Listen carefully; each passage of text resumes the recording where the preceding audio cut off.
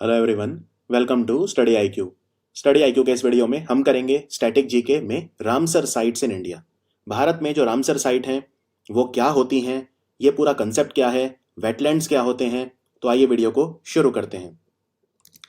पहले आपको ये समझना जरूरी है कि ये जो शब्द है वेटलैंड, इसका मतलब क्या होता है।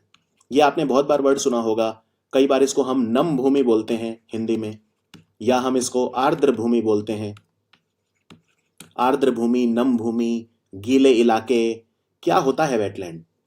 देखो, वेटलैंड जो होता है वो आप फोटो में देख सकते हैं। ये एक गीला इलाका होता है जहां पे पानी भरा हुआ होता है, जैसे कि झील। राइट। अब वेटलैंड जो होते हैं ये गीले इलाके होते हैं। ये इकोलॉजिकली सेंसिटिव होते हैं। यहाँ पे बहुत सारे पक्षी, बहुत सारे जानवर रहते हैं, हमारे वातावरण के लिए बहुत जरूरी होते हैं। और वेटलैंड दो तरह के होते हैं, एक तो होता है स्वैम्प और एक होता है मार्श। वैसे हिंदी में दोनों का मतलब भी होता है दलदली, दलदली या कीचड़ भरा इलाका। ठीक है, थोड़ा सा कीचड़ जहां पे होता है, थोड़ा सा दलदली इलाका जो होता है। हिंदी में दोनों का मतलब सेम होता है, लेकिन इन दोनों में फर्क होता है। फर्क ये है कि जो स्वैम्प होता है, जिसे हम स्वैम्पी एरिया बोलते हैं या स्वैम्प बोलते हैं, यहां पे पेड़ होते हैं ज्यादा। ये वो गीले इलाके होते हैं जहां पे पेड़ ज्यादा होते हैं। और जो मार्श होता है ये वो इलाका होता है जहां पे छोटे छोटे पौधे या घास होती है। बस ये फर्क होता है। दोनों ही वेटलैंड है। वेटलैंड के दो प्रकार हैं ये, एक तो होता है स्वैम्प और एक होता है मार्श। मार्श वाला इलाका जो होता है वहां पे घास ज्यादा होती है, ग्रास, और या बहुत छोटे छोटे पौधे होते हैं। लेकिन जो स्वैम्प होता है वहां पे पेड़ ज्यादा होते हैं। क्लियर? यहां तक क्लियर है? अब देखिए, दुनिया के जो कंट्रीज हैं, जो बड़े बड़े कंट्रीज हैं, ये सबसे पहली बार एक ईरान का शहर है रामसर। तो कंट्री है ईरान, शहर का नाम है रामसर। वहां पे ये कंट्रीज मिले 1971 में। और उन्होंने ये डिसाइड किया कि हर कंट्री को ये इलाके जो हैं उन्हें बचाना चाहिए, वेटलैंड्स को, वेटलैंड्स का कंजर्वेशन करना चाहिए। और इन्होंने मिलकर साइन किया, जिसको बोलते हैं रामसर कन्वेंशन। इसको रामसर कन्वेंशन क्यों बोलते हैं? रामसर कन्वेंशन इसलिए बोलते हैं क्योंकि रामसर नाम की जगह पे साइन हुआ था ये। और वैसे इसको कहा जाता है convention on wetlands of international importance. अब हर कंट्री में कुछ ना कुछ ऐसे इलाके जरूर होते हैं जो जो वेटलैंड होते हैं। हजारों लाखों वेटलैंड्स हैं इंडिया में भी, लेकिन कुछ ऐसे हैं जो बहुत ही ज्यादा इंपॉर्टेंट हैं। तो उनको अगर रामसर साइट के वो अंडर आ जाते हैं तो इसका मतलब वो उनको इंटरनेशनल इंपॉर्टेंस का वेटलैंड डिक्लेयर कर दिया जाता है। राइट। जैसे आपके घर के पीछे कोई तालाब होगा तो वो भी वेटलैंड है, बिल्कुल वेटलैंड है वो। लेकिन क्या वो अंतर्राष्ट्रीय इंपॉर्टेंस का है, ये मायने रखता है। क्या वो उतना जरूरी है भारत के लिए कि उसको हम अंतर्राष्ट्रीय महत्व का वेटलैंड डिक्लेयर कर दें? ये डिसाइड करेगा रामसर ट्रीटी। तो ये हर साल इनकी बैठक होती है, वहां पे हर कंट्री अपने कुछ नॉमिनेशन भेजता है, ठीक उसी तरह जिस तरह हम वर्ल्ड हेरिटेज साइट के नॉमिनेशन भेजते हैं। और फिर वो डिसाइड करते हैं बहुत सारे क्राइटेरिया पे कि क्या हमें इनको wetland of international importance declare करना है या नहीं। अगर एक बार कोई भी झील या तालाब या कोई भी वेटलैंड, कोई भी नम भूमि अगर एक बार अंतर्राष्ट्रीय महत्व का वेटलैंड डिक्लेयर हो जाती है, तब हम उसे बोलना शुरू कर देते हैं रामसर साइट। क्यों? क्योंकि सबसे पहली बार ये रामसर में कंट्रीज मिले थे जहां पे रामसर कन्वेंशन साइन हुआ था। तो रामसर कन्वेंशन ही दूसरा नाम है convention on wetlands of international importance. अब आगे हमारे जो इलाके हैं वेटलैंड, नम भूमि, ये खतरे में क्यों है आजकल?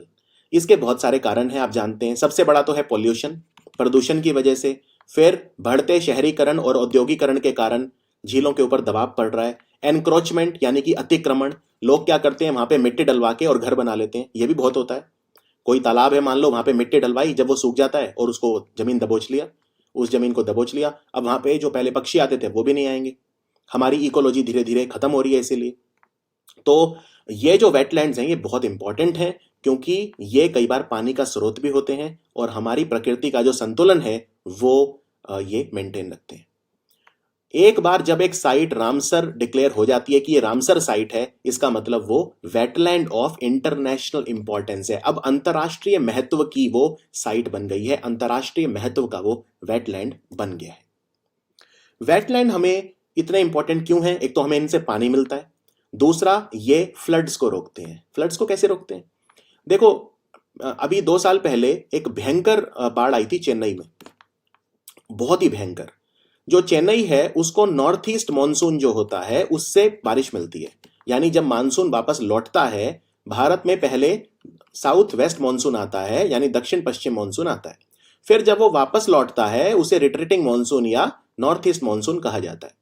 तो वो नवंबर के आसपास का जो टाइम होता है, नवंबर दिसंबर के आसपास का जो टाइम होता है, तो चेन्नई में इतनी बारिश हुई और वहां पे बाढ़ आ गई। और बाढ़ का कारण क्या पता चला बाद में? कि जो वहां के वेटलैंड हैं वो खत्म हो रहे हैं तमिलनाडु के, इस वजह से चेन्नई में बाढ़ आई।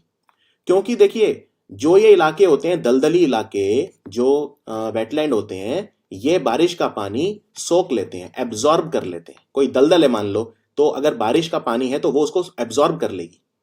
लेकिन अगर आपने उसी दलदल को, जब वो सूख गई, वहां पे मिट्टी डाल के आपने घर बना लिया उसके ऊपर, अब वो पानी कहाँ जाएगा? वो शहर में ही रहेगा फिर।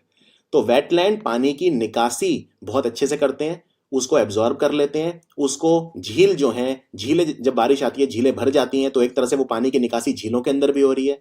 वो जो हमारा भूजल होता है, भूजल मतलब जो ग्राउंड वाटर होता है, उसको भी रिप्लेनिश करते हैं, उसको भी भरते हैं। ठीक है ना? हमारा जो जमीन के नीचे जो पानी है, जो पीने का पानी है, उसका साधन भी बनते हैं, उसको भी रिप्लेनिश करते हैं। करोड़ों लोगों को रोजगार देते हैं भारत में वेटलैंड। कुछ लोग वहां पे मछली पकड़ते हैं, कुछ वहां पे दूसरे जो चीजें हैं लकड़ी वगैरह या उनका स्रोत बनते हैं। करोड़ों लोगों का रोजगार डिपेंड करता है वेटलैंड्स के ऊपर। फिर यहाँ पे बायोडाइवर्सिटी बहुत होती है, जैविक विविधता बहुत होती है। क्यों? क्योंकि यहाँ पे पक्षी बहुत आते हैं, यहाँ पे छोटे छोटे जानवर बहुत रहते हैं, माइक्रोब्स रहते हैं, और ये कार्बन भी स्टोर करते हैं। वेरी इंपॉर्टेंट, कार्बन के सिंक स्टोरी करते हैं, मतलब कार्बन सिंक का काम करते हैं। वातावरण से कार्बन को अवशोषित कर लेते हैं, कार्बन को एब्जॉर्ब कर लेते हैं, तो वातावरण में कार्बन को कम करते हैं। इतनी सारी इंपॉर्टेंस है वेटलैंड की। अब अगर एक साइट को हमने रामसर साइट डिक्लेयर कर दिया तो इसका फायदा क्या होगा, ये सोचो। मान लो कोई भारत में झील है और हमने उसको रामसर साइट का दर्जा दे दिया, यानी अंतरराष्ट्रीय महत्व का वेटलैंड बोल दिया। अब इसका फायदा क्या है? सबसे पहला फायदा, इससे उसके जो संरक्षण के प्रयास हैं उनमें बढ़ोतरी होगी। ठीक है? कई तरह की राष्ट्रीय और अंतरराष्ट्रीय सहयोग उसे मिलेगा, उसे फंडिंग भी मिलती है केंद्र सरकार की, और पर्यटन भी वहां पे बढ़ता है क्योंकि वो बहुत पॉपुलर हो जाता है। अभी जैसे पंजाब में थोड़े टाइम पहले नांगल नया एक वो बना है रामसर साइट। अब लोग देखेंगे कि भाई नांगल क्या है, ये रामसर इतना क्या है इसमें कि ये रामसर साइट बन गया, तो वो वहां पे जाएंगे, पर्यटन को बढ़ावा मिलेगा, पैसा आएगा, पैसा आएगा तो संरक्षण के कार्य बढ़ते हैं। दूसरी बात, अंतर्राष्ट्रीय सहयोग बढ़ता है और राष्ट्रीय सहयोग बढ़ता है। कैसे? जो कई सारे ये सम्मेलन होते हैं, इनमें वैज्ञानिक मिलते हैं, और वैज्ञानिक कंजर्वेशन के लिए, यानी संरक्षण के लिए, नम भूमि के संरक्षण के लिए बहुत सारे आइडियाज देते हैं। तो वो आइडियाज फिर हम उन रामसर साइट्स में भी अप्लाई कर सकते हैं। बहुत तरह के रिसर्च होते हैं, बहुत तरह के थीसिस होते हैं, वो बताते हैं कि कैसे उनका संरक्षण करना है, कैसे उनका प्रबंधन करना है। तो नॉलेज शेयरिंग होती है, ठीक है? पर्यटन को बढ़ावा मिलता है, उससे लोगों का रोजगार भी ज्यादा होता है। डायरेक्ट एम्प्लॉयमेंट और इनडायरेक्ट एम्प्लॉयमेंट दोनों बढ़ते हैं, अवेयरनेस बढ़ती है, जागरूकता बढ़ती है जब किसी साइट को रामसर साइट डिक्लेयर कर दिया जाता है।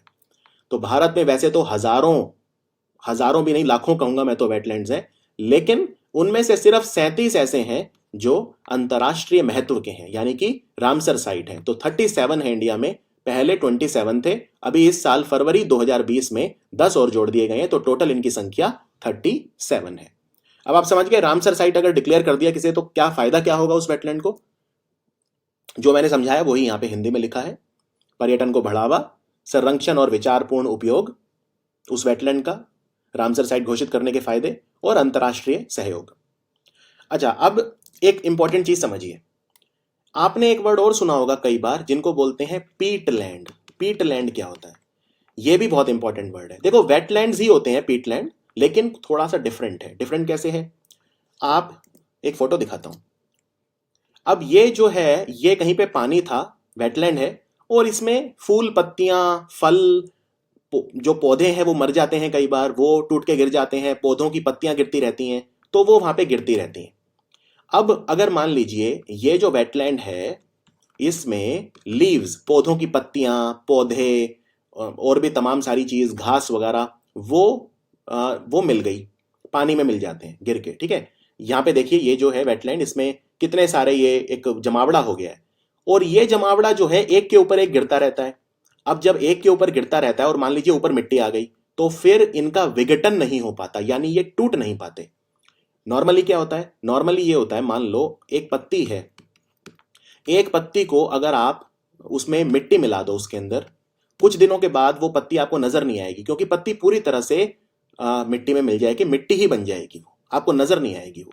ठीक है। इसी तरह से कोई मान लो एक फल है, उस फल को अगर आप मान लो मिट्टी में छोड़ दो, ये मिट्टी है, मिट्टी के ऊपर आपने कोई फल रख दिया, इस फल को आप देखो, ये आपको एक महीने के बाद नजर नहीं आएगा, ये मिट्टी में ही मिल जाएगा। क्यों?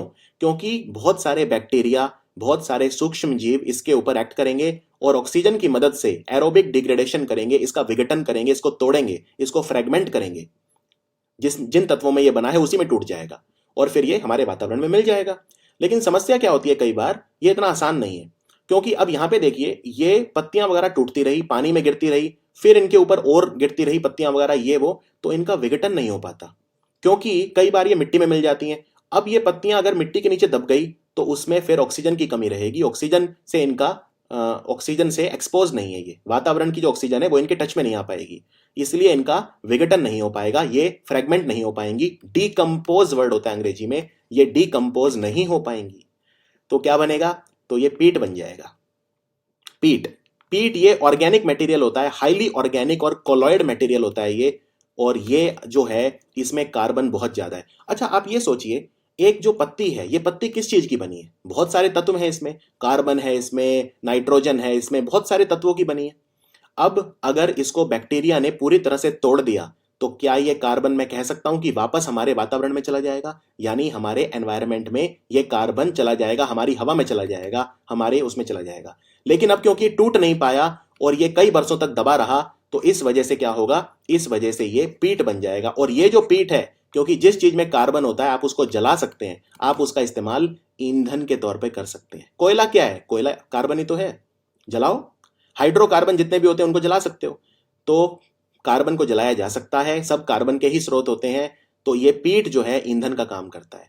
अच्छा एक बार इमेजिन करिए, अगर ये प्रोसेस नहीं होता तो क्या होता, तो बैक्टीरिया वगैरह क्या करते, ये जो सारे पौधों के अवशेष हैं या जो फूल पत्तियां हैं जो टूट के गिर जाते हैं, इनको तोड़ देते, तो कितना कार्बन हमारे वातावरण में चला जाता। ऑलरेडी इतना ज्यादा कार्बन हमारे वातावरण में जा रहा है, धुएं से, पॉल्यूशन से, और ये भी चला जाता। यानी कि जो पीट, अब ये पीट बन गया तो इन्हें बोल देंगे पीटलैंड। यानी हमारे जो वेटलैंड होते हैं उनका एक बहुत बड़ा हिस्सा जो होता है वो पीटलैंड होता है। और ये एफएओ ने भी कहा है, डब्ल्यूएचओ ने भी कहा है, ये बहुत सारी संस्थाओं ने कहा है कि अगर हमें वातावरण को बचाना है तो पीटलैंड को बचाना पड़ेगा।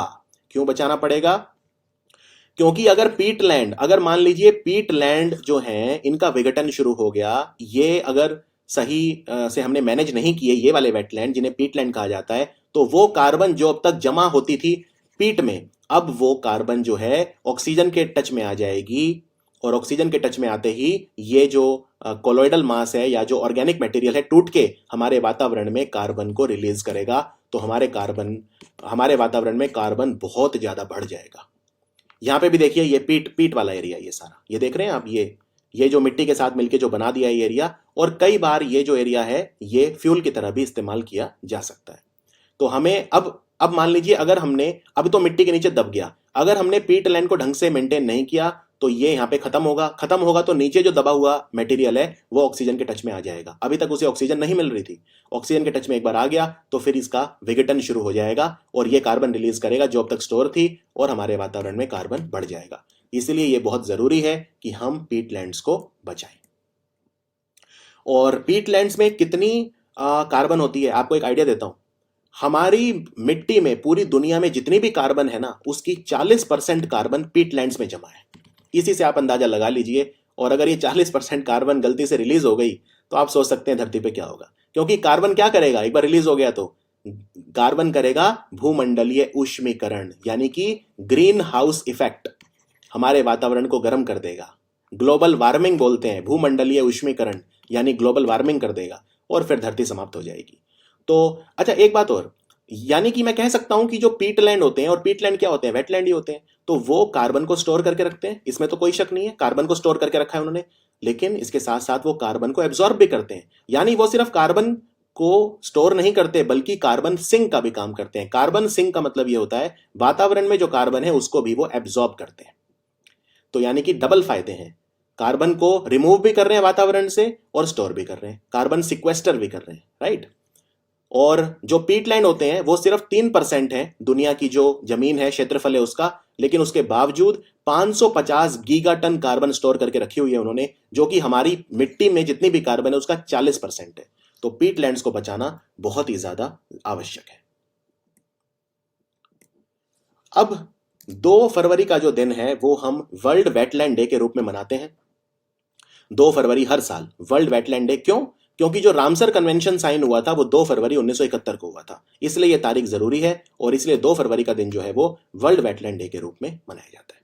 आई होप अब आपको पूरा क्लियर हो गया होगा रामसर साइट क्या होती है, पीटलैंड क्या होते हैं, वेटलैंड क्या होते हैं, राइट। और वर्ल्ड वेटलैंड डे हमने पहली बार 1997 में मनाया था। हालांकि 1971 में सम्मेलन हुआ था, लेकिन मनाना शुरू हमने किया था 1997 में, इस चीज की याद करते हुए कि 2 फरवरी को हमने साइन किया था रामसर कन्वेंशन। अब हम आते हैं एक एक करके सारे रामसर वेटलैंड हम पढ़ेंगे भारत के, और उनके बारे में बस आपको देखो नाम याद रखने हैं। जो अगर कोई झील है मान लो, तो उन सब के बारे में मैं जब लेक्स इन इंडिया डिटेल में पढ़ाऊंगा तब पढ़ाऊंगा। हाँ, अगर मुझे लगा कोई चीज आपके लिए जरूरी है तो मैं उसी वक्त बता दूंगा, वो आप अपने नोट्स में लिखते रहिए। नोट्स कैसे बनाने हैं? आपको पीडीएफ मिलता ही है, जो पीडीएफ है वो आप उसका प्रिंट आउट ले लो, उसके ऊपर एक्स्ट्रा इन्फॉर्मेशन लिखते रहो। उसमें ये सारी चीजें जो मैं दिखा रहा हूँ, सारे फोटो हैं, सब कुछ होता है पीडीएफ में। एक और तरीका है जो मेरा अपना, जो मुझे ज्यादा अच्छा लगता है, वो ये मैप। आप जानते हैं नक्शे आते हैं, बहुत ही सस्ते आते हैं, 2 रुपए का एक मैप आता है, ठीक है। आप बहुत सारे मैप ले लो, उन मैप के ऊपर अपने हिसाब से नोट्स बना सकते हो। तो ये भी बहुत अच्छा तरीका है, मैप से बहुत अच्छी चीजें याद होती हैं। तो अब मैं आपको भारत के सारे जो रामसर साइट हैं, यानी वेटलैंड ऑफ इंटरनेशनल इंपॉर्टेंस, अंतर्राष्ट्रीय महत्व के नम भूमि, वो एक एक करके पढ़ाऊंगा। तो सबसे पहले हम उत्तर प्रदेश की बात करते हैं। उत्तर प्रदेश में जो वेटलैंड है वो आप यहाँ पे देख सकते हैं, 7 हैं, 7। लोकेशन भी मैंने बता दी है, खैर आपको जिला याद नहीं रखना है, बस थोड़ी थोड़ी चीज अगर कोई इंपॉर्टेंट होगी तो मैं बताऊंगा। सबसे पहले बात करते हैं नवाबगंज, यहां से शुरू करते हैं। नवाबगंज पक्षी विहार। नवाबगंज पक्षी विहार जो होता है, पक्षी अभ्यारण्य बोलते हैं, बर्ड सेंचुरी बोलते हैं। इसका नाम शहीद चंद्रशेखर आजाद बर्ड सेंचुरी है। तो हमारे स्वतंत्रता सेनानी चंद्रशेखर आजाद, उनके नाम पे इसका नाम चंद्रशेखर आजाद बर्ड सेंचुरी रखा हुआ है। उन्नाव में है वैसे ये, उन्नाव जो यूपी में उन्नाव जिला है वहां है ये। और यहाँ पे एक हिरण भी बहुत मिलते हैं, हिरण भी बहुत आते हैं। डियर पार्क अलग से बनाया हुआ है यहाँ पे, याद रखिए। और यहाँ पे पूरी दुनिया से पक्षी आते हैं, चाहे वो यूरोप है, साइबेरिया, साइबेरिया मतलब रूस का एक पार्ट है, साइबेरिया ठंडा इलाका है, साइबेरियन क्रेन वगैरह ये सब पक्षी बहुत देखे जाते हैं नवाबगंज पक्षी विहार में, जिसको चंद्रशेखर आजाद पक्षी विहार भी बोलते हैं। अब हम बात करते हैं पार्वती आर्गा पक्षी विहार की। पार्वती आर्गा, ये एक्चुअली 2 हैं पार्वती आर्गा में, ये गोंडा जिले में आते हैं। एक तो पार्वती इसमें झील है और दूसरी झील है आर्गा झील। तो 2 अलग अलग झील हैं, दोनों लगभग 1.5 किलोमीटर का फासला है दोनों में। एक तो पार्वती झील और एक आर्गा झील। ये आगरा नहीं है, आर्गा है, याद रखिए। वैसे आगरा भी यूपी में, कई बार कंफ्यूजन हो जाती है कि आगरा में होगा, नहीं, पार्वती आर्गा है ये। तो पार्वती आर्गा जो है, 2 अलग अलग झील हैं, एक का नाम है पार्वती और दूसरे का नाम है आर्गा। और इनको सरयू नदी से पानी मिलता था, पहले सरयू नदी से पानी मिलता था, ये फिर ओक्स बाउ लेक बन गए थे, ओक्स बाउ लेक। और अभी मैं समझाऊंगा ओक्स बाउ लेक क्या होता है, गोखुर झील बोलते हैं इन्हें, तो गोखुर झील क्या होती है वो मैं समझाऊंगा अभी आपको। फिर बात करते हैं हम समन पक्षी विहार की, समन बर्ड सेंचुरी। तो समन पक्षी विहार जो है ये मैनपुरी में है, पश्चिम यूपी में है, और यहाँ भी काफी पक्षी देखे जाते हैं समन बर्ड सेंचुरी में। फिर समसपुर जो पक्षी विहार है, समसपुर पक्षी विहार, ये रायबरेली में है, ये भी यूपी में काफी इंपॉर्टेंट है, काफी पर्यटक यहाँ पे आते हैं।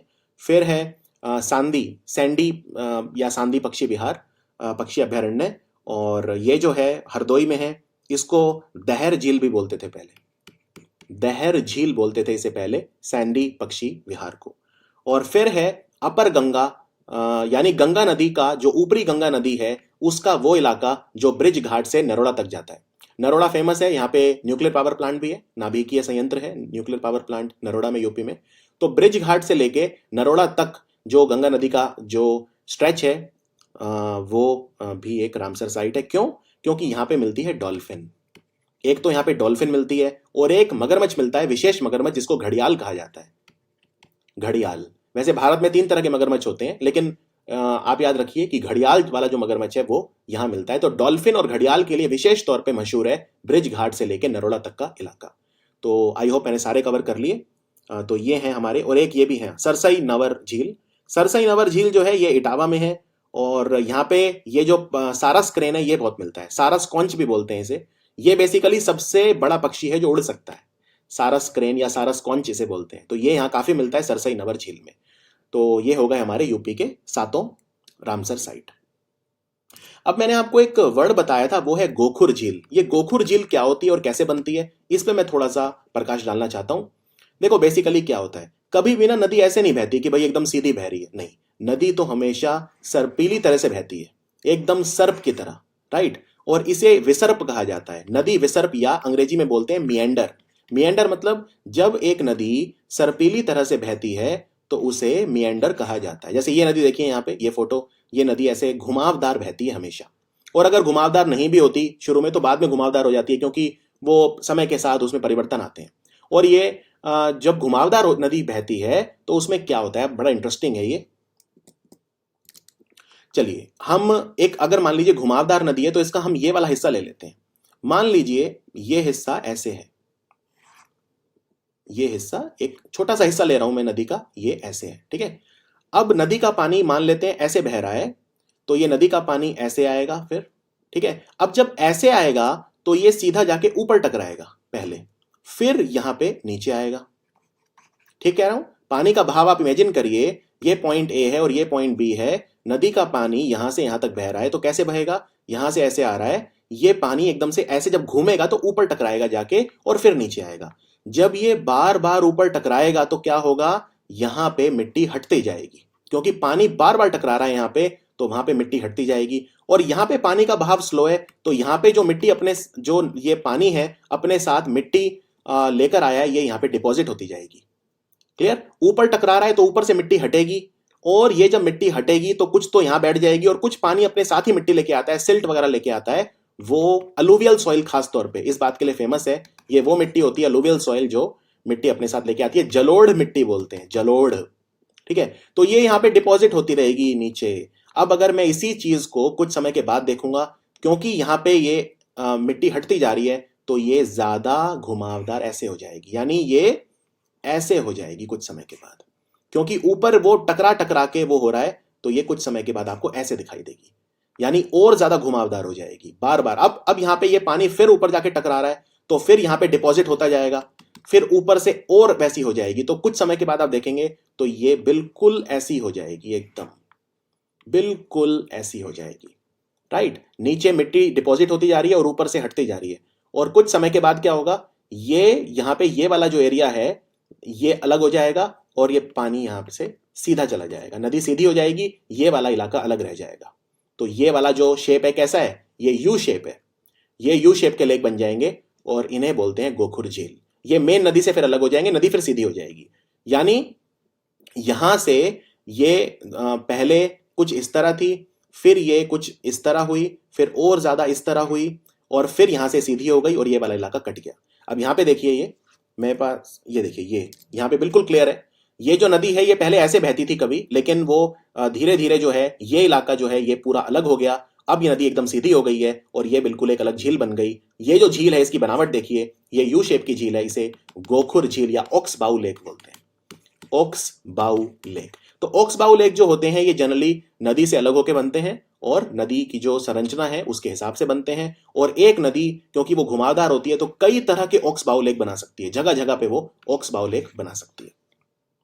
तो ये भी मेरे को लगा एक बार बता देता हूं। चलिए अब हम बात करते हैं केरल।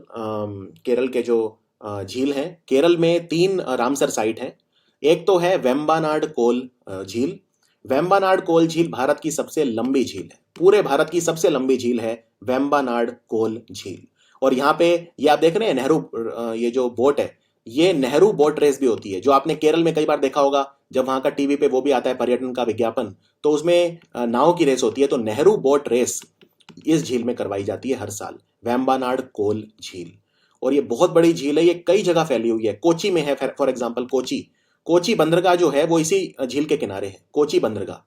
और ये झील फिर लक्षद्वीप सी में मिल जाती है, लक्षद्वीप सी में जाके गिर जाती है ये झील, वहां से कंटिन्यूटी रहती है उसकी। और वेम्बनाड कोल झील, कोलाम में भी ये जो मेनली अलप्पुझा और कोची में है ये। अष्टमुड़ी झील कोलाम में है, केरल में जगह है कोलाम, वहां पे है अष्टमुड़ी झील। और बेसिकली अष्ट का मतलब होता है 8, तो ये जो झील है ऐसा माना जाता है कि 8 बार घूमती है। इनफैक्ट मलयालम भाषा में अष्टमुड़ी मतलब होता है 8 चोटियां, जैसे वो बालों की चोटियां होती हैं जिन्हें अंग्रेजी में ब्रेड कहा जाता है, तो 8 ब्रेड, तो 8 घुमावदार वो हैं इसमें, इसलिए इसे अष्टमुड़ी कहा जाता है। और ये जो नदी है ये केरल के कोलाम में है। फिर है ये झील जिसे हम बोलते हैं सास्थामकोट्टा, सास्थामकोट्टा भी केरल में है। और ये नदी, ये सास्थ नाम का एक मंदिर है उसके नाम पे इसका नाम सास्थामकोट्टा है, तो ये नदी भी कोलाम में है केरल में। वेम्बनाड कोल नदी जो है ये मेनली कोची में है, और साथ में एक जगह है जिसको लिखते हैं अलाप्पूजा, बोलते हैं अलाप्पुया, ठीक है। इसको वेनिस ऑफ द ईस्ट कहा जाता है, Venice of the east. Actually क्या है ना, जैसे आपने अगर इटली का वेनिस शहर देखा हो तो वहां पे बिल्डिंग्स के बीच में ऐसे हो जाते हैं, कनाल बने हुए हैं, और इसी तरह की बिल्कुल आकृतियां यहां पे हैं, इसलिए इसे पूर्व का वेनिस कहा जाता है। किसको? अलाप्पुया को, ALAPUZH, अलापुई बोलते हैं, अलाप्पुया लिखते हैं अल्पुजा, अलाप्पुजा। ये मलयाली भाषा में जो Z होता है इसको L बोलते हैं, तो ये अलाप्पुया हो जाता है। तो ये केरल की हैं। अब बात करते हैं महाराष्ट्र और मध्य प्रदेश, दोनों में एक एक है, कोई खास नहीं है। और महाराष्ट्र को भी अभी मिली है, फरवरी 2020 में अपना पहला रामसर साइट मिला है। तो महाराष्ट्र वाला जो है उसको देखते हैं, ये है नंदुर मधमेश्वर। नंदुर महेश जो मधमेश्वर है ये पक्षी विहार है, नासिक में है ये। नासिक में है तो ऑब्वियसली गोदावरी नदी से इसका नाता है, नासिक से निकलती है, त्र्यंबकेश्वर मंदिर से गोदावरी नदी निकलती है। महाराष्ट्र का पहला रामसर साइट है। और ये भोपाल में भोजताल, राजा भोज के नाम पे इनका नाम रखा है भोजताल। वैसे तो पूरे भोपाल का नाम ही राजा भोज के नाम पे है, हर चीज भोपाल में राजा भोज के नाम पे है, चाहे वो एयरपोर्ट हो, चाहे वो मेट्रो हो, चाहे कुछ भी हो। तो राजा भोज जो है परमार वंश के राजा थे, इनके नाम पे भोजताल है। और भोजताल जो है बेसिकली यहाँ पे ये पहले एक नदी हुआ करती थी पहले, जिसको बोलते थे कोलांस नदी। तो कोलांस नदी भी जाके फिर हलाली नदी में मिल जाती थी, तो ये कहते थे भोजताल इसमें गिरता था। लेकिन समय के साथ अब जो ये लेक है ये गिरता है कालियासोट नदी में।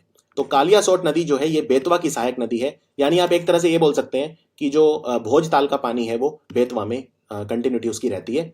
नदी का नाम है कालियासोट, ठीक है। और यहाँ पे भोपाल में भोज जो वेटलैंड है, भोज नम भूमि में 2 चीजें आती हैं, एक तो भोज ताल आता है और एक लेक और है जिसको लोअर लेक बोलते हैं, LOWER, लोअर लेक। इन दोनों को मिला के भोज वेटलैंड कहा जाता है। तो ये भोपाल में है और ये काफी इंपॉर्टेंट है। अब हम बात करते हैं राजस्थान और गुजरात की। ये नीचे गुजरात है, ऊपर राजस्थान है। तो पहले गुजरात देख लेते हैं। यहाँ पे एक ही है, नल सरोवर पक्षी विहार। नल सरोवर जो पक्षी विहार है ये लगभग अहमदाबाद से 40-50 किलोमीटर दूर है लगभग, और ये भी बहुत पॉपुलर है, बहुत पक्षी यहाँ पे आते हैं, बहुत सारे जो पक्षी यहाँ पे देखे जाते हैं। फिर है ये ऊपर राजस्थान। राजस्थान में 2 हैं, एक तो है केवलादेव और दूसरा है सांभर झील। सांभर झील जो है ये एक्चुअली काफी न्यूज में रहती है, क्योंकि अभी जैसे यहाँ पे बहुत सारे पक्षी मारे गए थे, यहाँ पे एक जहर फैल गया था जिसका नाम था बोट्यूलिनम टॉक्सिन। बोट्यूलिनम टॉक्सिन की वजह से 20-25 हजार पक्षी मर गए थे यहाँ पे अभी। तो सांभर झील भी काफी वैसे न्यूज में रहती है। और एक है केवलादेव को भरतपुर बोलते थे, भरतपुर में है ये केवलादेव। और केवलादेव जो है ये यूनेस्को वर्ल्ड हेरिटेज साइट है, ये भी बहुत इंपॉर्टेंट है। ये यूनेस्को वर्ल्ड हेरिटेज साइट है। एक ही रामसर साइट है जो वर्ल्ड हेरिटेज साइट भी है, ठीक है। वैसे सुंदरबन भी है, हाँ सुंदरबन भी वर्ल्ड हेरिटेज साइट है। तो आप कह सकते हैं 2 हैं, सुंदरबन एक ये भी है, रामसर साइट भी है और वर्ल्ड हेरिटेज साइट भी है। तो केवलादेव राष्ट्रीय उद्यान भी यूनेस्को वर्ल्ड हेरिटेज साइट है। बहुत सारे पक्षी यहाँ पे आते हैं और बहुत दूर दूर से आते हैं। और एक बात और याद रखिए, इसको मॉन्ट्रियक्स रिकॉर्ड में भी रखा हुआ है। कई बार आप ये वर्ड सुनेंगे, मॉन्ट्रियक्स रिकॉर्ड क्या होता है। देखो मॉन्ट्रियक्स जो है ये एक जगह है स्विट्जरलैंड में। स्विट्जरलैंड में जनेवा नदी है, तो जनेवा नदी, जनेवा शहर भी है, तो जनेवा जो वहां पे झील है जिसको बोलते हैं जनेवा झील। तो जनेवा झील के पास एक जगह है जिसको बोलते हैं मॉन्ट्रियक्स। मॉन्ट्रियक्स में एक रिकॉर्ड रखा जाता है। क्यों रखा जाता है? देखो कई हमारे जो नम भूमि है, रामसर साइट है, वो डेंजर में है, क्योंकि मानव गतिविधियों की वजह से, प्रदूषण की वजह से, तो उन पे नजर रखी जाती है, कुछ समय के लिए नजर रखी जाती है। तो जिन पे नजर रखी जाती है उनको कहीं तो रखोगे, तो उनको मॉन्ट्रियक्स रिकॉर्ड में रखा जाता है। अब दूसरा सवाल, भारत में कितनी ऐसी रामसर साइट है 37 में से जो मॉन्ट्रियक्स रिकॉर्ड में रखी गई हैं? तो आंसर है सिर्फ दो, सिर्फ दो। तो एक तो है केवलादेव और दूसरा है लोकटक झील, मणिपुर की लोकटक झील। तो याद रखिए ये आ सकता है कि मॉन्ट्रियक्स रिकॉर्ड में, जो कि एक अलग से रजिस्टर बनाया हुआ है, एक अलग से वो बनाया हुआ है रिकॉर्ड, मॉन्ट्रियक्स रिकॉर्ड, कि जिसमें उन रामसर साइट को रखा जाता है जो मानव गतिविधियों की वजह से उनमें बदलाव देखे जा रहे हैं, दुष्प्रभाव देखे जा रहे हैं, तो उन पे एक नजर रखी जाती है, विशेष नजर। तो उसमें दो हैं भारत के, एक तो है केवलादेव और दूसरा है लोकटक झील, सिर्फ दो हैं। This is very very important, ठीक है। तो केवलादेव हो गया भरतपुर में, राजस्थान। और सांबर झील जो है, देखो ये काफी खतरे में है। इनफैक्ट कई बार ये सूख जाती है पूरी, नमक बहुत ज्यादा मिलता है यहाँ से, नमकीन नमक की मात्रा बहुत ज्यादा है इसके अंदर। तो राजस्थान का लगभग सारा नमक यहीं से आता है, भारत का लगभग 8% नमक यहाँ से आता है। और तीन तीन जिलों में फैली हुई है सांबर झील, अजमेर, जयपुर और नागौर। तो बहुत बड़ी झील, आप इसको मैप पे देखेंगे तो आपको नमक ही नजर आएगा, बस अगर आप गूगल मैप पे इसको डालेंगे सांबर लेक को तो आपको नमक ही नजर आएगा। तो सांबर झील जो है राजस्थान में है, और केवलादेव भी। केवलादेव की खास बात क्या है, ये मॉन्ट्रियक्स रिकॉर्ड में है, लोकटक झील भी मॉन्ट्रियक्स रिकॉर्ड में है। आगे बढ़ते हैं, अब हम बात करते हैं तमिलनाडु और आंध्र प्रदेश की।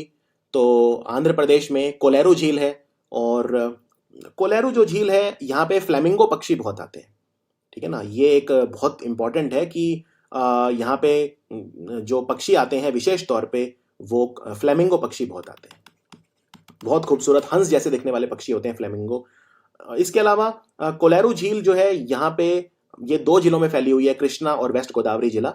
और एक सबसे इंपॉर्टेंट बात, कोलेरू झील जो है यहाँ पे एक पक्षी विहार भी है जिसको बोलते हैं अटापका, अटापका पक्षी विहार। तो अटापका पक्षी विहार कहाँ पे है? कोलेरू झील, आंध्र प्रदेश में। आंध्र प्रदेश में एक और झील बहुत इंपॉर्टेंट है जिसको बोलते हैं पुलिकट झील, लेकिन वो रामसर साइट नहीं है तो उसको नहीं पढ़ेंगे यहाँ पे। अब हम आते हैं यहाँ पे आंध्र प्रदेश के बाद अब नीचे आ जाते हैं थोड़ा, यानी कि तमिलनाडु पे आ जाते हैं। तो तमिलनाडु में आप देख सकते हैं ये जो जिला है ये नागपट्टिनम है, ये पौंडीचेरी यहीं पे, बिल्कुल पौंडीचेरी के एकदम नीचे, जो पुडुचेरी बोलते हैं, पुडुचेरी के एकदम नीचे है नागपट्टिनम जिला। अभी अभी नागपट्टिनम से अलग होके एक माइलादुतुरई नाम का जिला भी बना है। तो नागपट्टिनम जिले में है point Calimere wild life and bird sanctuary, यानी कि ये वन्य अभयारण्य भी है और पक्षी अभयारण्य भी है, दोनों है ये पॉइंट कैलीमेर। और ये जाना जाता है ब्लैक बक के लिए, ये देख रहे हैं ये काला हिरण, इसको ब्लैक बक बोलते हैं। भारत में हरियाणा, पंजाब और आंध्र प्रदेश का राजकीय पशु है, तीन तीन राज्यों का स्टेट एनिमल है ब्लैक बक। तो ब्लैक बक के लिए फेमस है point Calimere wild life and bird sanctuary. आगे बढ़ते हैं, जम्मू कश्मीर, लद्दाख। तो सबसे पहले लद्दाख की बात कर लेते हैं क्योंकि एक ही है, सो मोरीरी। सो का मतलब ही होता है झील, जो वहां की भाषा है लद्दाखी भाषा, उसमें सो का मतलब ही झील होता है, मोरीरी मतलब होता है पहाड़, तो माउंटेन लेक बोलते हैं इसे। सो मोरीरी झील जो है काफी ठंडी, मतलब लद्दाख में तो टेम्परेचर काफी कम रहता ही है, तो काफी ठंडी झील है ये सो मोरीरी झील। लद्दाख में एक ही है जो इंपॉर्टेंट है, एक और है जो एग्जाम में आती है, पेंगोंग सो। जो 3 इडियट्स मूवी आपने देखी होगी उसमें जो झील दिखाई है वो पेंगोंग सो है। और इस झील का 2/3 हिस्सा चाइना में है, सिर्फ 1/3 भारत में है। मैं पिछले साल गया था वैसे पेंगोंग सो, बहुत ही खूबसूरत है, लेकिन ठंड बहुत है यहाँ पे। और सो मोरीरी भी लद्दाख में है। तो सो मोरीरी जो है वो रामसर साइट है, पेंगोंग सो नहीं है। और अगर आपसे पूछा जाए ये जो सो मोरीरी है ये कौन सा पठार है, तो इसको बोलते हैं चैंगथांग प्लेट्यू, चैंगथांग पठार। पठार क्या होता है? पठार हम डिटेल में पढ़ेंगे, लेकिन जमीन से बहुत कम ऊंचाई पे होता है पठार, और बहुत ज्यादा ऊंचाई पे होती है हिल, और उससे भी ज्यादा ऊंचाई पे होता है पर्वत यानी माउंटेन। तो पठार की ऊंचाई बहुत कम रहती है, जमीन से उठा हुआ रहता है पठार। तो ये है चांगथंग का पठार जहां पे सो मोरीरी झील है। उसके बाद होकेरा। होकेरा बस आप नाम याद रख लो, होकेरा। इसमें बेसिकली श्रीनगर के पास है, श्रीनगर राजधानी से सिर्फ 10 किलोमीटर दूर है होकेरा, और यहाँ पे झेलम नदी का पानी आता है, और श्रीनगर भी झेलम के किनारे ही है।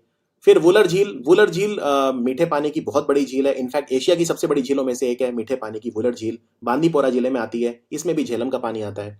और एक है सुरिनसर मनसर। अब ये दो अलग अलग झील है छोटी छोटी, एक है सुरिनसर और एक है मनसर, जम्मू में है ये दोनों। सुरिनसर मनसर झील जो है ये दोनों जम्मू में है। अब बात करते हैं ओडिशा और वेस्ट बंगाल, ये वाले काफी इंपॉर्टेंट हैं। तो चिल्का लेक की बात करते हैं पहले। चिल्का लेक, देखो चिल्का लेक में एक पक्षी विहार भी आता है जिसको बोलते हैं नलबन। नलबन एक आइलैंड है वैसे बीच में, तो नलबन पक्षी विहार यहाँ पे बहुत इंपॉर्टेंट है चिल्का लेक में। चिल्का लेक जो है ब्रैकिश वाटर यानी कि नमकीन पानी की झील है, और ये इतनी बड़ी है कि कई जिलों में फैली है, जैसे पुरी, खुर्दा, गंजम जिला, कई जिलों में फैली हुई है चिल्का झील। तो याद रखिए भारत की इनफैक्ट सबसे बड़ी जो भारत की सबसे बड़ी नमकीन पानी की यानी ब्रैकिश वाटर या साल्ट वाटर की झील है वो है चिल्का झील। और अगर आपसे पूछें भारत का सबसे ज्यादा नमकीन पानी किस झील में है, तो वो है सांबर झील। दोनों में फर्क है। देखिए सांबर झील जो है वो चिल्का झील से बड़ी नहीं है, लेकिन उसका पानी नमकीन ज्यादा है। यानी अगर आप एक गिलास पानी ले लो सांबर झील का और एक गिलास पानी ले लो चिल्का झील का, तो उसमें से नमक ज्यादा किसमें निकलेगा? सांबर झील के पानी में निकलेगा। ठीक है, यानी सबसे ज्यादा नमकीन पानी सांबर झील का है पूरे भारत में। लेकिन चिल्का झील सबसे बड़ी नमकीन पानी की झील है। दोनों में फर्क है। तो सांबर झील वो मैंने बताया था, जयपुर, अजमेर, नागौर। फिर बात करते हैं ईस्ट कोलकाता वेटलैंड। ये एक अजूबा है ईस्ट कोलकाता वेटलैंड। ऐसा मैं क्यों कह रहा हूं? देखो पूरे कोलकाता का जो गंदा पानी होता है, सीवेज, जो मल वगैरह सब पूरा गंदा पानी वो ईस्ट कोलकाता वेटलैंड में जाता है और प्राकृतिक तरीके से उसका विघटन होता है। यहाँ पे कुछ खास पौधे भी होते हैं, जैसे वाटर ह्यासिंथ का पौधा होता है, या आप लिख सकते हैं वाटर ह्यासिंथ, HYACINTH, जिसको एकॉर्निया कहा जाता है। तो ये जो पौधा है वो भी होता है। मतलब प्राकृतिक रूप से यहाँ पे ऐसे पौधे, ऐसे बैक्टीरिया होते हैं जो पानी को पूरी तरह से साफ कर देते हैं। इतना ही नहीं, अब एक जो गंदा पानी है, जब आप उसे साफ पानी प्राकृतिक तरीके से बनता है तो कुछ कुछ रह भी जाएगा। जो रह जाता है वो जानवरों के भोजन का काम करता है। तो वो जानवरों के लिए ऑर्गेनिक भोजन होता है। जो मछलियां वगैरह हैं वो बहुत ज्यादा पाली जाती हैं यहाँ पे ईस्ट कोलकाता वेटलैंड, और ये इसको दुनिया के अजूबे में भी जगह मिलती है। टेक्निक ऑफिशियली नहीं, लेकिन बहुत बड़े बड़े जो पर्यावरणविद हैं, जो पर्यावरण वैज्ञानिक हैं, वो ईस्ट कोलकाता वेटलैंड को एक अजूबा कहते हैं। दुनिया के बड़े बड़े वैज्ञानिक, दुनिया के बड़े बड़े पर्यावरणविद, पर्यावरण वैज्ञानिक, वो कहते हैं हमने ऐसा अजूबा कहीं नहीं देखा कि पूरे शहर का जो पानी है प्राकृतिक रूप से वो साफ हो रहा है। और यहाँ पे इतनी मछलियां पाली जाती हैं, क्योंकि मछलियां क्या करती हैं, वो गंदे पानी को वो उसमें साफ पानी में भी वो कर देती हैं, क्योंकि जो मल या ये सब जो चीजें होती हैं इनको वो ब्रेक डाउन कर देती हैं। बैक्टीरिया होते हैं बहुत सारे जो उनको ब्रेक डाउन कर देते हैं, और जो ब्रेक डाउन करके जो चीज बचती है वो जानवरों का भोजन हो जाती है। तो इस जैसा नमूना भारत में कहीं नहीं है। और अब एक दुख की बात यह है कि ईस्ट कोलकाता वेटलैंड धीरे धीरे खत्म होता जा रहा है, क्योंकि यहाँ पे जो मॉल्स बन रहे हैं, बिल्डिंग्स बन रही हैं, ये सब चीजें बन रही हैं यहाँ पे। क्योंकि कोलकाता एक मेट्रो है, आप जानते हैं, जमीन का उसका दबाव बहुत है, जनसंख्या दबाव बहुत है, कोलकाता में लोग बहुत रहते हैं। और उस वजह से धीरे धीरे अब जो इंडस्ट्रियलिस्ट हैं, उद्योगपति हैं, वो इसको हथिया रहे हैं। सुंदरबन के बारे में हम बहुत बात कर चुके हैं। सुंदरबन मैंग्रोव फॉरेस्ट है, दुनिया के सबसे बड़े, यूनेस्को वर्ल्ड हेरिटेज साइट है, टाइगर रिजर्व है, नेशनल पार्क है, क्या नहीं है सुंदरबन। सुंदरी के पेड़ होते हैं इसलिए सुंदरबन बोलते हैं। और टाइगर वगैरह मिलता है, बहुत तरह के नाना प्रकार के जानवर यहाँ पे पाए जाते हैं। सुंदरबन, ठीक है, यूनेस्को वर्ल्ड हेरिटेज साइट है। उसके बाद भीतरकनिका। भीतरकनिका बहुत जरूरी है। देखो भीतरकनिका जो है, यहाँ पे दो नदियां बहती हैं, ब्राह्मणी और बैतारनी। एक नदी है ब्राह्मणी और एक है बैतारनी नदी। और ये फेमस है, यहाँ पे मगरमच्छ मिलता है। और मगरमच्छ भी भारत में 3 तरह के होते हैं, तो मैं आपको इनके बारे में थोड़ा आइडिया देता हूँ। मगरमच्छ 3 तरह के कौन से होते हैं भारत में? जो मगरमच्छ होते हैं, एक तो होता है जिसका नाम ही है मगर, उसको बोलते ही है मगर, ठीक है। दूसरा है घड़ियाल, और तीसरा है एस्ट्यूराइन क्रोकोडाइल, जिसे साल्ट वाटर क्रोकोडाइल बोलते हैं, क्योंकि ये नमकीन पानी में रहता है। तो जो एस्ट्यूराइन क्रोकोडाइल है या साल्ट वाटर क्रोकोडाइल, वो सबसे ज्यादा पूरे भारत में भीतरकनिका नेशनल पार्क में मिलता है। और भीतरकनिका मैंग्रोव जो है, यहाँ पे एक तो भीतरकनिका नेशनल पार्क आता है, भीतरकनिका राष्ट्रीय उद्यान। इसके अलावा यहाँ पे गहिरमठ वाइल्ड लाइफ सेंचुरी भी आती है। और गहिरमठ वाइल्ड लाइफ सेंचुरी किसके लिए फेमस है? कछुए के लिए, जिसको बोलते हैं ओलिव रिडली कछुआ। ये बहुत ही छोटा कछुआ होता है, ओलिव रिडली टर्टल। और उड़ीसा में कोई भी जब स्पोर्ट्स इवेंट होता है तो आप देखेंगे उसका शुभंकर बनता है ओलिव रिडली टर्टल, ठीक है ना, ओलिव रिडली टर्टल। तो गहिरमठ वाइल्ड लाइफ सेंचुरी में जो बीच है, गहिरमठ बीच भी है, वाइल्ड लाइफ सेंचुरी भी है, वहां बीच पे अंडे देते हैं ये olive ridley turtle, mass nesting करते हैं, यानी बहुत बहुत लाखों की संख्या में ये जो कछुए हैं बीच पे अंडे देते हैं। एक और बीच है वहां पे, ऋषि कुल्या बीच जिसे बोलते हैं। तो ऋषि कुल्या बीच पे भी ओलिव रिडली टर्टल आपको मिलेंगे। तो 2 जगह मिलेंगे, गहिरमठ और ऋषि कुल्या, ये भी पूरा पूरा आपको ध्यान रखना है। तो भीतरकनिका नेशनल पार्क और गहिरमठ वाइल्ड लाइफ सेंचुरी दोनों हैं भीतरकनिका मैंग्रोव्स में। और मैंग्रोव है ये, आप जानते हैं मैंग्रोव पेड़ आप जानते हैं किस तरह के होते हैं, नमकीन पानी में होते हैं। तो साल्ट वाटर क्रोकोडाइल मिलता है, और पूरे भारत में सबसे ज्यादा और सॉल्ट वाटर क्रोकोडाइल यहां मिलता है। इनफैक्ट सबसे बड़े क्रोकोडाइल होते हैं तीनों में, मगर, घड़ियाल और सॉल्ट वाटर क्रोकोडाइल में सबसे बड़े जो होते हैं वो यही होते हैं। तो this is very very important. Bhitarkanika बहुत इंपॉर्टेंट है। गहिरमठ वाइल्ड लाइफ सेंचुरी यहाँ पे है और भीतरकनिका नेशनल पार्क है। अच्छा, अब ये उड़ीसा में ये भी मिलते हैं क्या? क्या घड़ियाल और मगर भी मिलते हैं? हाँ, मिलते हैं। घड़ियाल वैसे उड़ीसा में मुख्यतः एक ही जगह मिलते हैं, और वो है सतकोसिया में।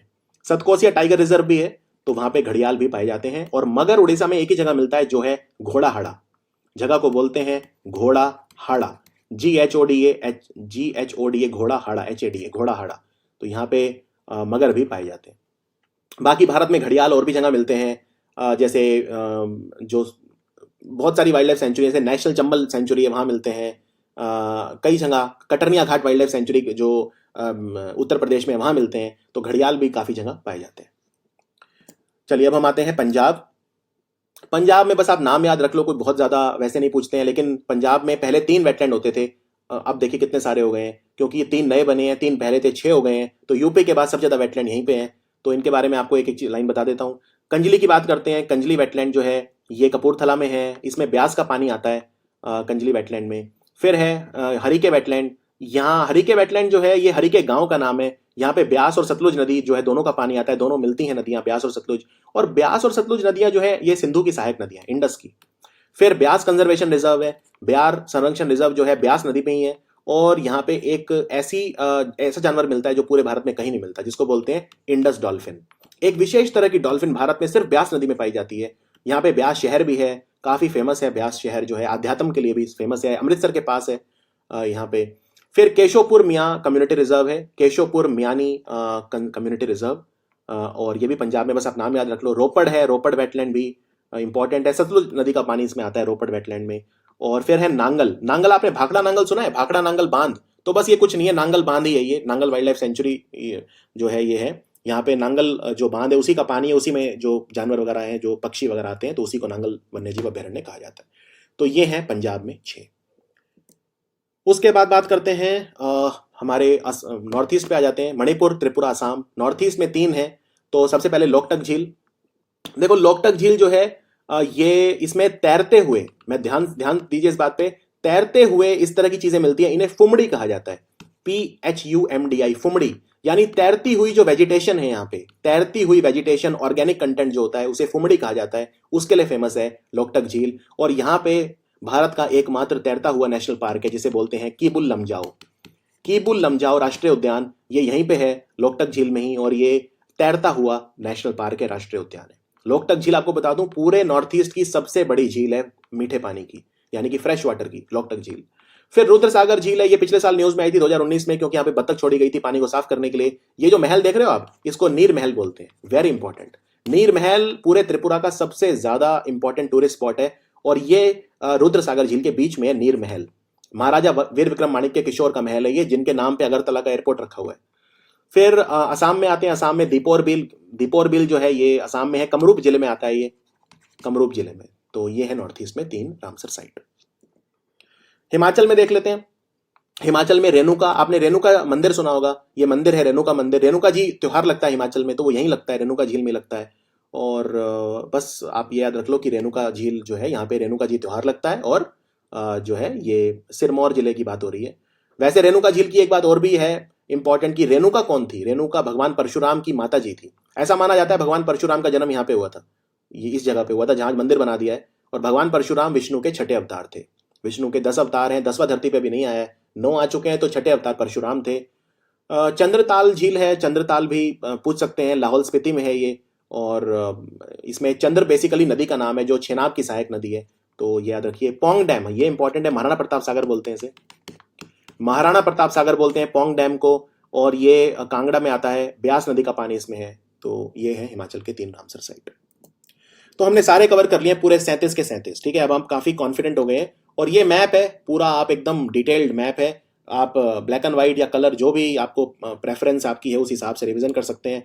रामसर साइट बहुत इंपॉर्टेंट है आपके कॉन्फिडेंस के लिए भी। अब आपको लेकिन सब कुछ पता है रामसर साइट के बारे में। रामसर साइट होती क्या है, रामसर का मतलब क्या है, वेटलैंड क्या होते हैं, पीटलैंड क्या होते हैं, सब कुछ डिटेल में हमने पढ़ा इस वीडियो के अंदर।